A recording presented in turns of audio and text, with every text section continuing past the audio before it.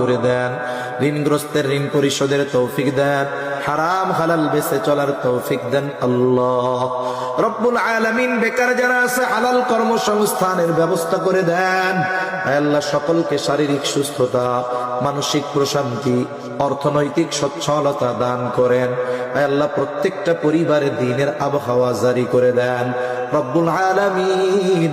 খাস করে আমরা যারা হাত উঁচু করেছি আল্লাহ, আমাদের মধ্যে হয়তো অনেকের মা নাই, অনেকের বাবা নাই।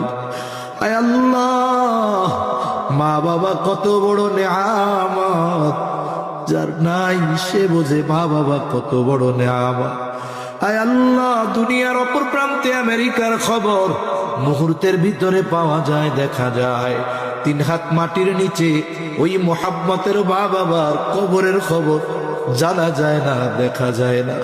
আয় আল্লাহ, গুনার কারণে যদি কারো মা বাবার কবরে আযাব হয়, এখানে উলামায়ে কেরাম আছেন, তালিবুল ইলম আছে, আপনার দাড়ি পাকা বান্দা আছে, যুবক আবেদ আছে, মুসাফির আছে, যাকে পছন্দ, যারা আমল পছন্দ, তার আমলের ওসিলায় ওই মা বাবার কবরের আযাব আপনি মাফ করে দেন।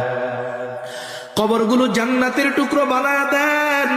কিয়ামতের দিন হিসাব সহজ করে জান্নাতের ব্যবস্থা করে দিয়েন। যাদের মা বাবা বেঁচে আছে, সুস্থ দীর্ঘ নেক হায়াত আল্লাহ আপনি দান করেন।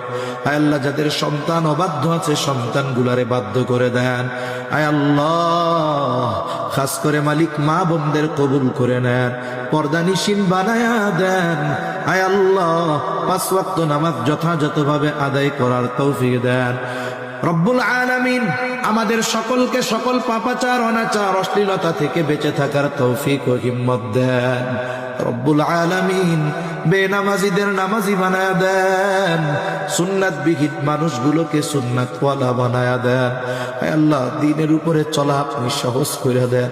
আয় আল্লাহ, আমাদের নসল, আমাদের আগামী প্রজন্মকে দ্বীনের উপরে অটল অবিচল থাকার, রাখার জিম্মাদারি আল্লাহ আপনি নিয়ে নেন রব্বুল আলামিন। আমাদের সকলকে বারবার মক্কা মদিনা জিয়ারতের তৌফিক দেন। আমাদের দেশের উপরে খাস রহমত নাজিল করেন, আসমানি জমিনি সকল বালা মুসিবত থেকে হেফাজত করেন আল্লাহ। আয় আল্লাহ, যারা দেশ নিয়ে, ইসলাম নিয়ে ষড়যন্ত্র চক্রান্তে লিপ্ত, আয় আল্লাহ, সকল ষড়যন্ত্র চক্রান্ত ধ্বংস করে দেন।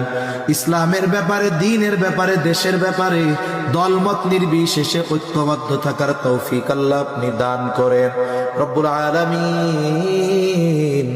এই দুনিয়া ছেড়ে